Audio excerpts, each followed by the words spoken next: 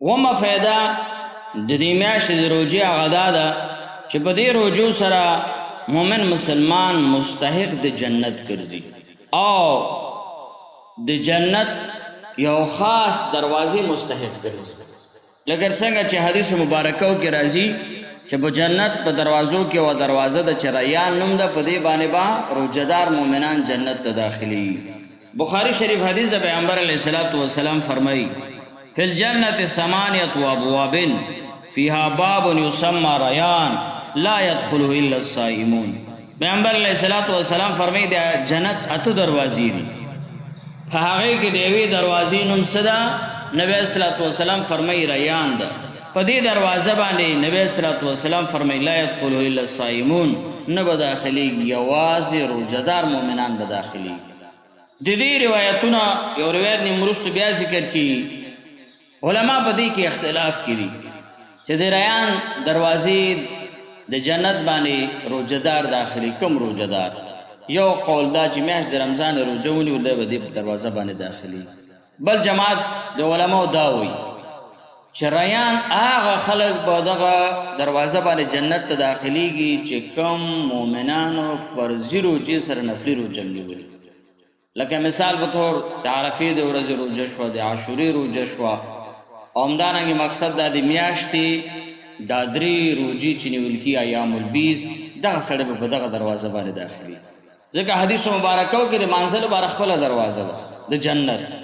هغې نه به اواز کېږي. هغه مزګزار ده چې هغه فرایضو سره نوافل کړي. نو علما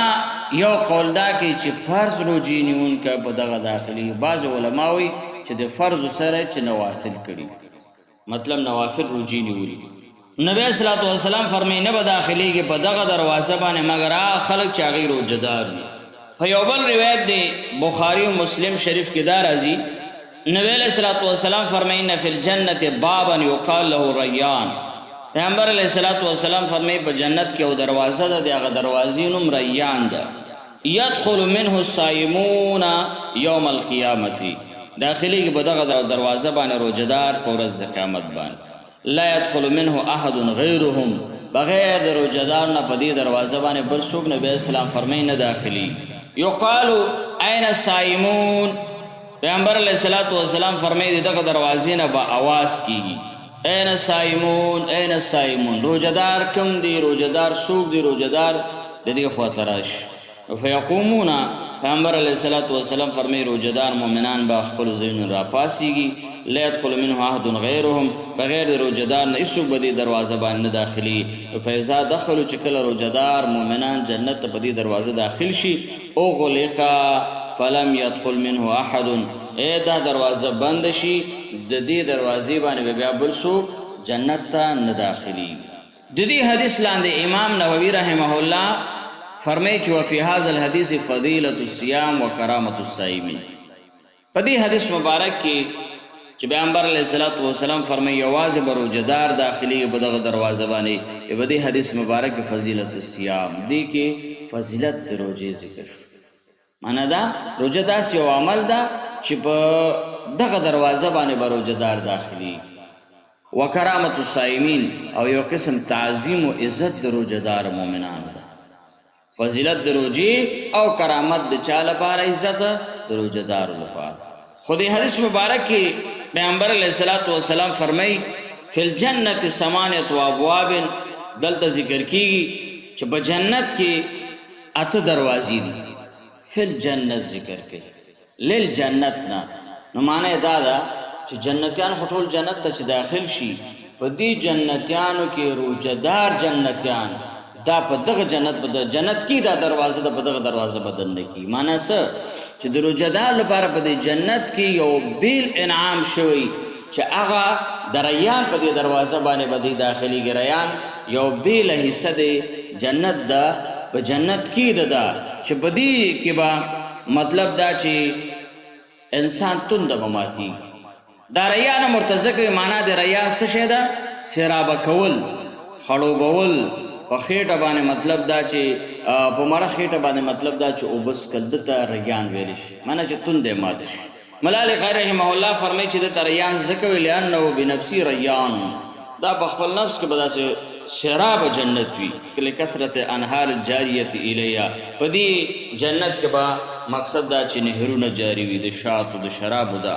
او ګلونه او تازه میوې به مطلب دا د جنت پکې وي او چې کله من وصل الیه یزول عنه العطش یوم القیامه چې څوک دلته داخل شي دغه شراب جنتی شراب اوس که دنه تنده ختم شي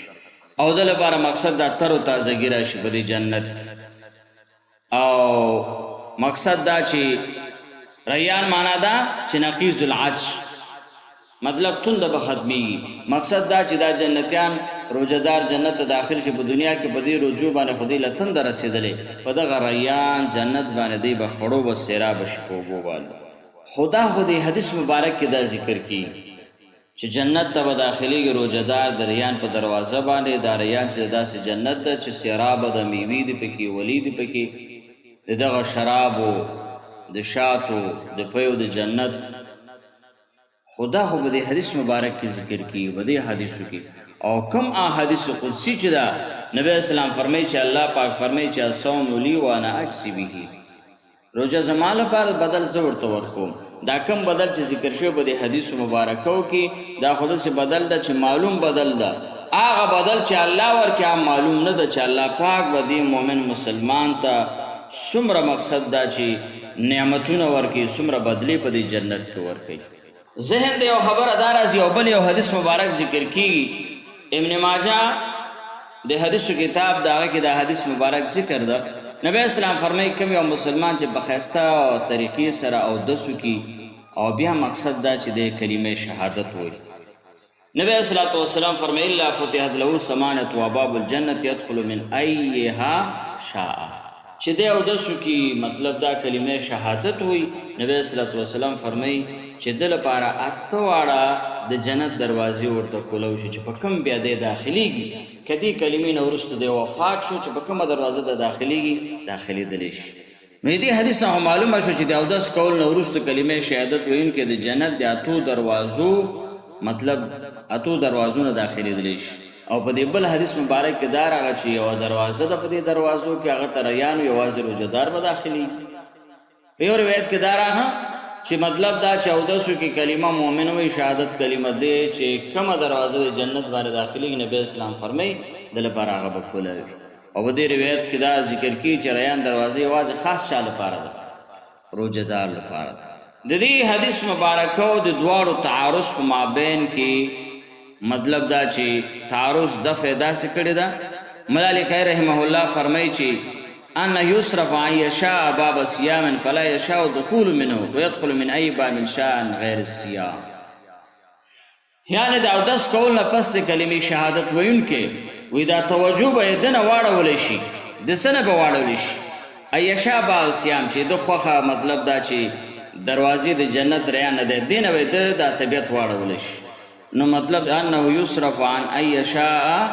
باب صيام فلا يشاء دخول منها ويدخل من اي باب شاء غیر الصيام د د ازړه به د دروازې نه واړول شي دا شهادت کلمې والا ول سړي مطلب دا چاته واړ دروازې کولو دي خدای به مطلب د دې دروازې باندې نه دنه کی زړه به هغه طرف ته نه کیږي او د د ازړه به مقصد دا چې د نور دروازو ته د کولو